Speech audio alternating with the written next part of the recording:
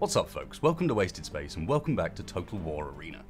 Now if you've been following these videos you'll know that Wargaming kindly sponsored me to make a few videos on this title, and this is going to be the last of the three at least of the sponsored ones. I may do some more anyway.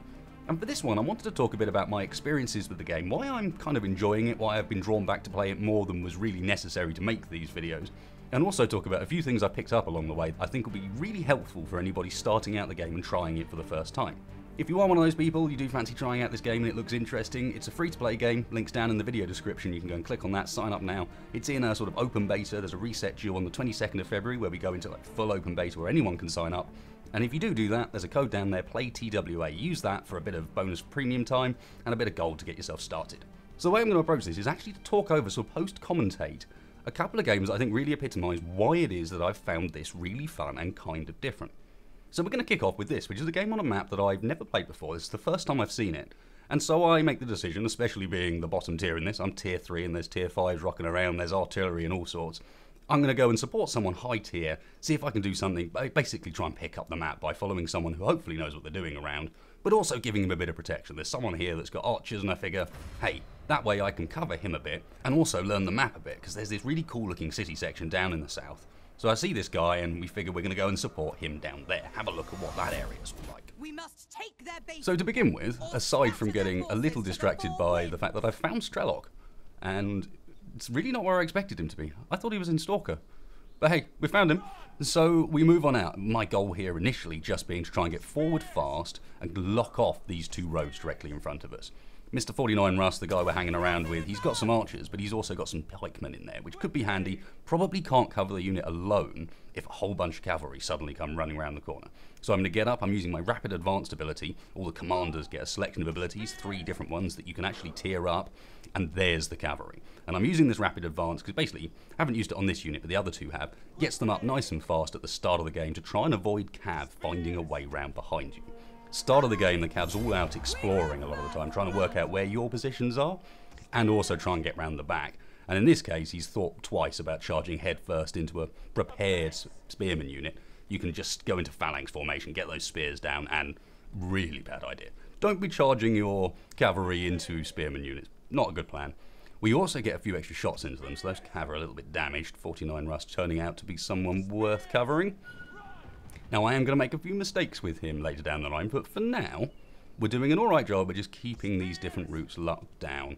He's going to send his pikemen up round behind that amphitheatre, hold that back route so no cav can come around there, and I'm going to focus on just trying to keep the forward side safe. So moving up, got guys in front. They do have some archers in that group up in front, but we can't, well, they're just coming around the corner now. They were originally faced up elsewhere. And I start to move forward thinking, well, let's not have them push up on us. And of course what they're trying to do in reality is just get some shots in. So that was a poor choice. I try and move back a little bit. Thankfully, when it comes to tier 4 archers versus tier 3 archers, he decides to get them out of there real fast. In time that my choice to hide behind this building wasn't really that relevant. It also doesn't always work. There's a firing arc calculation to it all. So sort of works, sort of doesn't. In that case, I think I would have been alright. But it looks like we outnumber them now. Strelok's coming in to help. 6 units of spearmen. We should be able to take these guys down, and this is where I mess up. I forget to cover 49 Russ's back. So we start getting hit by artillery, and this just distracts the hell out of me. I start charging forward. I'm thinking, God, this is a huge unit just of men sitting around here, waiting to get ploughed. Keep moving forwards, keep the pressure on them so that we don't group up like this. You'll notice as well, Strelok's got a slightly different ability to mine. So while I can phalanx up, he's got an ability called Fight in the Shade, which means they raise their shields up in front of them, take less damage from archers. While all of this is going on, of course, pesky cavalry straight in behind 49 Russ. He's unsurprisingly a little bit unamused by this. I should have spotted this earlier. And this is where the minimap's going to come into play. I'm going to notice this much later on in this battle. But in that top left-hand corner, there's a little bit you can grab to make that minimap much, much bigger. Because to be honest, in 1440p, that's tiny.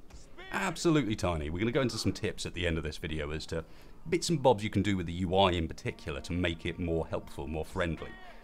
On top of, for example, changing the colours in that minimap. I don't know, you guys know I'm colourblind. The red in there I find really difficult. Anyway, from now on, I'm doing my best to actually cover the back. He's brought his pikemen down, so he's got a bit of defence himself. But I am going to continue pushing forwards, Chat is not getting very happy with each other, but hey, what are we going to do? And there's the cavalry back thinking, oh, we'll come on in. And then deciding that that's a really bad path. I almost catch him for a second here. He almost doesn't think about it quick enough, doesn't notice the second spearman coming in. But no, backs out. And for a little while now, I am just on a goal of, or just on a roll of holding these different pathways. Our advance is going well. The other side of the map, as you can see on the minimap, is actually going quite well as well. But the battle right now is fairly close. So I'm going to push forward on these archers, just try and chase them out really. They can outrun me. There's no way I'm going to catch them. If we can clear this whole area out, get this sort of little bit of town under our control, it means I can keep a better watch on 49 Russ and the others. So I'm trying to make sure the rear guard unit here isn't falling too far behind. It's somewhere in range nearby at the very least. Give up chasing on those archers. There's absolutely no point. They've outrun me. So I'm just going to hold up here. Don't want to get too far away from the people I'm supposed to be defending. I want to make sure that if I need to get back to them, if something goes wrong with his pikemen, for example, I'm in a position to do so. So as I'm thinking about doing that, make sure we've got that singular unit. I spot the cavalry coming from behind. I'm like, oh my god, it's coming in. Press P and you can ping the map and warn people about this sort of stuff. I was not aware at that point, and I really should at this point have been going ping, ping, ping, ping, ping, ping, ping, ping, turn your blooming pikemen around, quick, turn them around. Pikemen, just like spearmen, are absolutely great at resisting a charge, as long as they're pointing the right direction. Pikemen are in fact technically even better, because of course they don't have, the spearmen have got a spear and a shield, so you've got limited range. The pikemen have got a full-on pike, so you hit them way earlier, bounce those cavalry away easy enough. But unfortunately he doesn't notice it in time, and I can't get over there in time. I've been relying on his pikemen holding that side. So for now, this battle's starting to fall over in our direction. We need to get out and join the huge melee that's developed in the centre. What's happening over here, I've now become kind of useless. Everyone's sort of pushing forward, so I'm at a position where I really need to get up and get involved. And given that this fight out here seems to be starting, it's time to continue protecting Mr. Russ, of course. Leave these two units with him so they can continue protecting. That pesky cav is sure to be back at some point. But think about getting that one remaining unit I've got in a position where it's going to be useful. For now, that's not a fight we want to get involved with. We don't have enough of us, and then I get caught by exactly the same thing. Cavalry are horrible. Pain in my backside in this game. If they catch you from behind, as you can see, even though the spearmen are a lot stronger than the cavalry if they were to meet them up front, their morale has basically completely collapsed. Fortunately, this guy doesn't back out of this fight. He decides he's going to stay in there and try and finish off that unit, get it to break. And in reality, they're holding just about well enough that he's starting to take far too much damage from that engagement. Decide to back away, but at that point, while he has broken the morale, the top one of the two bars, quite a lot on that spearman unit, they've actually not lost that many of the unit. So that could have gone a lot worse. Thankfully, I got back up in there soon enough. Now the fight outside's engaged, and I've been running around in this town a little bit too long, trying to just basically keep us defended from cav. An important job, but not necessarily a very interesting one to watch. It is time to go out and actually get into this fight. Someone needs to make sure that Mr. Strelok, for example, does not get outnumbered. He's up against tier 4 swordsmen, and there's enough of them out there that they'll carve that spearman unit apart. Spearmen very defensive, swordsmen quite offensive, do quite a lot of damage, good at flanking as well. So you can see those swordsmen are doing a pretty good job of defeating the pikemen too. It's time to get in. Wherever possible, you really want to be trying to flank. Every unit will have left, right and rear sides, and if you can get flanks on them, it does both a lot more damage as you'd expect, but also a lot of morale damage. So as we come around there's a flank in, someone pinging to warn me that right behind we've got cavalry, and thankfully, again, as soon as you notice the cav, especially when they've got that few of them left, you might as well turn around and get back out of there. You're not going to do anything. Someone is getting quite annoyed with how the arty is playing. We have an arty player, and much like in World of Tanks, you can do a pretty good job of hitting your own team as well. Not tried artillery yet in this game. It's the one thing I haven't been able to tear up hard enough to see. I do wonder whether or not it performs and plays like World of Tanks artillery does, as far as like your camera perspective and so on. Does it work the same? At this point though, as you can see, this map and this battle is pretty much over. It's a case of wrapping things up. As usual, there is a uncaring archer that's just fine to set fire to everybody. That's a consumable, by the way, and we'll talk about those in the tips at the end as well, because they're not quite as obvious as you might think they would be. It's also a weird scenario. With the spearmen, you get a phalanx ability, one where you can set yourself up for a defense. So you point him, it'll only phalanx in one direction, but it obviously gets your spears out, gets your shields lowered, and you can be really tough when it comes to a charge defense. Something charges into you, you'll knock them back often, and you'll also do a ton of damage, won't take much yourself. Problem with that is it actually does friendly fire. I'm not sure why. Here's me finally working out that I can rescale the map, and you can see how at this point it's much easier to see what's going on. I'd really recommend that as one of the things you do. Scale the map up. If I was paying attention at this point, I would also be noticing that those little spikes, the stakes that have been put on the ground, they again are consumable, are actually damaging my units. I'm not paying enough attention to what I'm running over, and I'm losing tons just to running over those stakes. Do watch out for them. They can be kind of hard to see at times. Certainly when you're busy being distracted, and watch them take a ton of damage as they run through that. Look, a whole bunch of it, 1400, 1400, 1400. Taking 35,000 damage just from running through the stakes myself. Not a good idea. It pays even when up there it looks like we've just won, basically. You just run up there just fine. But all the while there's stuff like that around, you've still got potential problems. In the second game, or the game we're going to show you later, there is a guy who basically ruins his entire units on a friendly set of stakes because he doesn't know that they do friendly fire damage like that. There's a few bits around that just aren't completely explained, but as you guys can see, this battle is, for all intents and purposes, over, because this is all about, what's that, 13, 12, it's all about over. I don't do particularly well. One of the things, it'd be interesting to see it, but there is a support score in this that I will do very well on in the next game. In this game, for whatever reason, despite the fact that I thought I was doing okay at keeping 49 Russ defended for the most part, I'd certainly saved him from a few cavalry charges. It's a bit weird that I don't know what the score is, how the score is calculated in those circumstances. It'd be really interesting to know where that support score comes from, if someone knows what that deal is. And then a quick glance at the horrible aftermath of the battle. And as you can see, yeah, when this comes through, while we had some guys that did very, very well, swordsmen on both sides, you note. Not that that's any bias, that just happened to be well played. I am going to be third from bottom and have done pretty poorly. So the reason I'm using these two games in particular is to try and highlight something about this game that I've found kind of different and have been really enjoying. Now, of course, it's not unique to this by any means, but it's emphasised in this in a really interesting way. So what this is all about, really, is the cooperative side of things. The fact that as a group of units like this, so for example, my 3 spearmen, I am pretty damn useless on my own, especially if I encounter anything that sort of matches me in the semi-rock, paper, scissory sort of way that this game works. You know, cavalry beat archers, archers beat spearmen. It kind of works a bit like that. What I find really cool about it is that when you get into this scenario, I'm playing solo, I don't know any of these guys, I am still intrinsically inclined to try and cooperate. Because of that, you kind of have to if you want to win. And none of your units, none of your strategies, nothing you do are going to work well unless you do. So what was cool about this battle is I'm still pretty clueless, but I've spawned in next to this tier 5 guy with his slings, and he's immediately gone, go here. He's literally drawing on the map for me. Get over there. I want you to defend me here. And this guy is going to work with me for the entire of this game. Never met each other, never had any communication beyond pings on the map and drawing on the map. And yet, he basically carries me to the top of the scoreboard in this game because of the support score that I mentioned in the last one. So he clearly wants me to protect him from that side, and I can totally understand why. That's a cavalry nightmare waiting there. And I'm going to do my very best at this point just to set up just in front of him, act as if he is going to be working with me. Now I know tactically in battles, normally the way it would work is you would have your spear line behind your archer line to begin with. Your archer line would be at the front, and then it would filter back through the units when the enemy got closer. In this, I don't believe that works quite as well. That might be the case for a huge organised army. For a bunch of individual units working like this, perhaps not. And what you'll see here is why you've got to work together. Look at Barduck in the top left, and watch how fast his unit just falls over.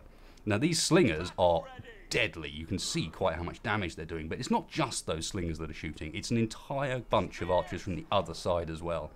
And Barduck has lost all of his units, simply by being in slightly the wrong place at the wrong time. So at this point, I'm happily defending this guy, knowing that if these guys push forward, my spears can hold. And I'm trying to do a little bit of a feint here. I don't think Herius has noticed that my men are in there.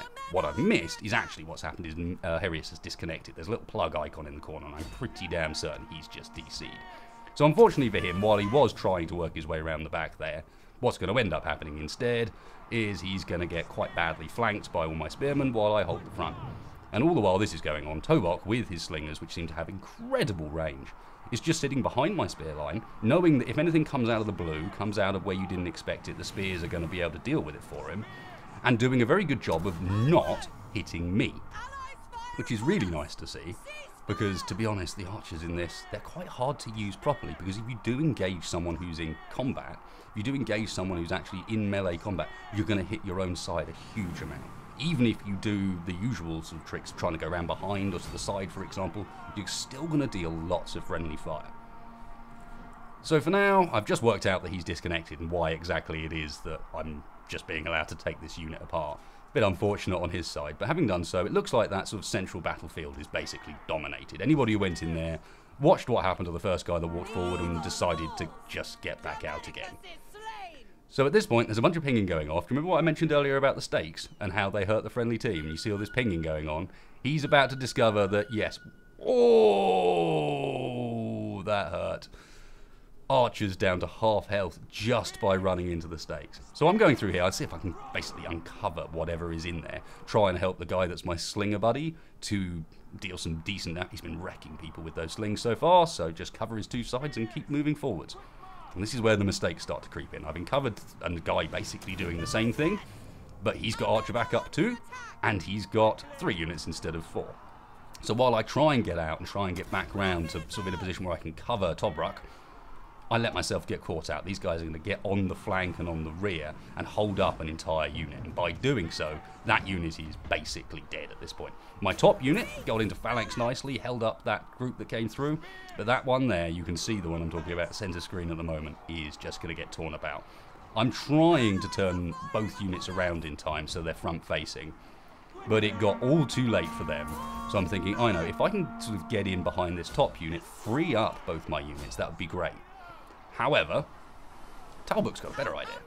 Much better idea, and this is where the communication starts to come back in again. We've been working together quite well silently so far, but this is the point where I'm not being helpful to him. With these spears, I've held them up in a big mash. Their archers are able to rain down into this fight without being seen, just freely from the background. He's going to ask me to pull back. There we go, he's getting back, back, back, back, back. And as I pull back here, the whole fight is going to change. I think I'm far too scared of actually getting out of combat, disengaging from combat like this. So what I've done is I've used my speed up ability, my rapid advance, to try and get out as fast as possible. He's still in a phalanx, so he's moving really slowly, so he doesn't keep up with me. So probably more appropriate to do this with spears than anything else. And now you can see that now I've got my guys out the way, with the exception of those 2 units that are basically dead. All of those spearmen are going to fall down. So this is the value of playing your spearmen correctly around your archers.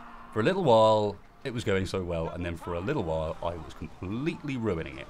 Now we're going to pull things back, however. We're going to back away from those woods, and even though we're down a hill, which gives them better range, it means that they've got to come out and be seen. And the second they were, that guy down there, I didn't see his name quite quickly enough, is shooting into them. We've got Tolbrook, who's going to give us good defense. I decide not to get myself involved with that fight. It's not necessary. I can go up and make sure that we've got spots on the archers on long range. Not intending on engaging, I just want to be able to see them.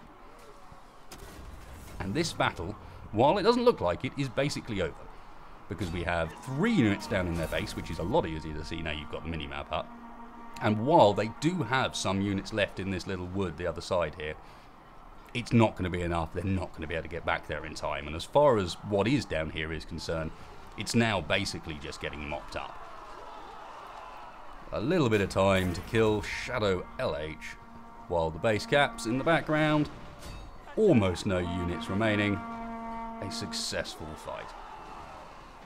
So while this is a bit weird and really hard to quantify, I've been having a lot of fun in this and getting a lot of reward out of just cooperating with randoms. When it goes well, it's really fun. And there's something about it in this game that's much more fun than it is in, say, some other titles I've played where you're thrown together at random like this and expected to cooperate. Even using Wargaming's own titles as a comparison, cooperating in this feels more rewarding than it does in World of Tanks, and I don't know why that is. It might just simply be the perspective, and it might be the fact that when done well, you do kind of look out over a glorious battle and see the bits that made it work for you. It's very difficult to describe, and it may just be me, certainly it's not going to be for everybody, but I'm picking up quite a lot of enjoyment just out of that side of things. So just before we finish up, I had a couple of tiny little tips, just stuff that isn't even to do with how to fight, it's to do with options that you have that you might not think about looking for, that can be really handy. So we're going to kick off in the options menu. I'll do this quite quick, just have a look through these things if they look like they're going to be useful for you. And we're going to go straight for unit identifiers. Because in here is how we can kind of control what units look like in the battle, and as you can see with mine, also whether or not we want to get rid of some of the clutter. So you can control a whole bunch of different things here. You can change how bars are displayed, you can change whether it's a percentage, do a number of different options. One thing I would really recommend you turn on is show supported flanks and this potential support. What this does is bring up little indicators to show whether or not, when you've got a couple of squads next to each other, they are actually supporting each other, which matters a lot. Whether a squad has support from another squad is important for morale, and it often ends up being important for flanking too. But where you've got a straight up fight between, say, these two swordsman's groups against another identical set, it's support that's going to decide which side wins. The show's potential support option basically means that when you're about to go into combat, it'll show you who you're about to help with little grey icons and whether they're going to support you. It's a handy thing to know, so you can just turn that on, or you'll notice we've got this whole space for alternate view, so you've got two different configurations for everything. And sometimes it's nice to just have this stuff shown when you want it. Hold down space quickly and you'll be able to see that information. And you can do this for all of the units in there, independently for players, for allies, for enemies. Obviously, have a look through, see what you think might be useful for you. The only one I would really recommend is if you go to this last one in common where it does unit highlighting, turn unit highlights onto hidden only.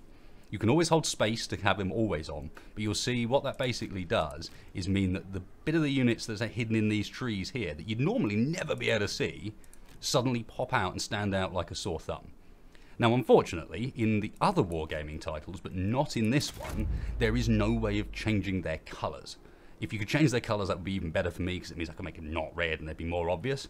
But hey, following on from that, we're going to go into the key bindings. And that is because in the key bindings section, we're not going to change anything. Nothing needs changing in here. Just be aware that there is a bunch of controls for communicating with your team. And importantly, these different ping types aren't easily accessible from just clicking on the minimap in game, but can really help communicate what you mean when you're pinging. You know, there's a difference between a ping that's got an attack symbol, a ping that's got a shield symbol on it. Kind of gives you an idea that the shield means you want to hold that area. There are a ton of other controls in here that I'd really recommend you go and have a look at, like these unit controls, but the most important ones, given I've spent this whole video talking about cooperation, has to be, when you come down to here, these pings. You'll notice we've also got another one here, this toggle telestration. That's the drawing on the screen. It can be really handy, it's a really visual way of explaining what you're talking about. It can also be a little bit abused, and some people are quite childish. So if that's a problem for you, let's move over to the next section. In the interface, you can turn that off completely. You can also turn off battle chat completely, which is always nice. Should really have done that for this video, perhaps. You can disable that, and the final thing you can do, because I said I'd mention it again, is the minimap. And you've got minimap controls in here where you can, and I would really recommend you do this, drag that initial size up. You can always fiddle with it in game, of course, but then you'll actually be able to see stuff on it properly. And if you want to, you can turn the opacity down or turn off things like the grid that's available on it. It's not an important thing, just nice to know that this stuff is in there, and please do make it bigger. The minimap is really important. Beyond that, that's kind of it for little options as far as in the options menu concerned. There's one last thing I wanted to talk about, which is premium consumables and how you get them, because they're really damn handy, but how you get them is not very obvious. So if I select one of my units here, it doesn't matter which one, you'll notice at the bottom I've got a little plus icon in this last box, and I missed this for ages. If you click that, you'll see all of the premium consumables available. And as you can see, premium consumable doesn't mean you have to spend premium currency on it. It means that it's an additional consumable, one that you have to pay extra for, be it with their premium gold or, as you can see, with silver as well. And these things include stuff like those stakes we saw earlier and so on. I've seen some really nasty extra consumables you can stock up with. And I didn't know how the hell you get at them. And of course, depending on which unit you choose, so we've got, that's our spearman. If we go over to our spearman, you can see these guys have got completely different options, like Olympic trials and share wine. Awesome.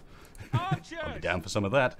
And the archers, again, have got their own section, their own selection of stuff. And I imagine later down the line, maybe not the Greeks, maybe it's the Roman archers that get the stakes, but this is where those will be too.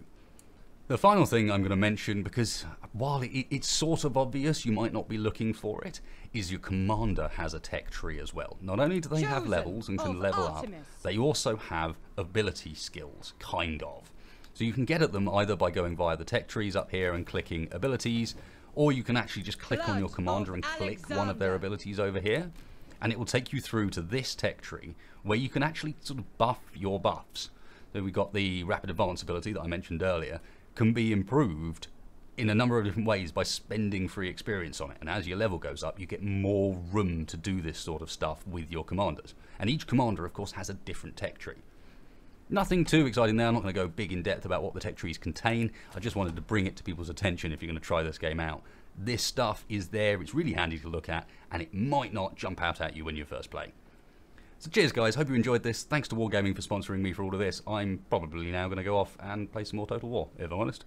If you like this one, please hit that like button. If you didn't, dislike button's right next door. And otherwise, cheers folks, I'll catch you for the next one. Exclamation mark. Yes.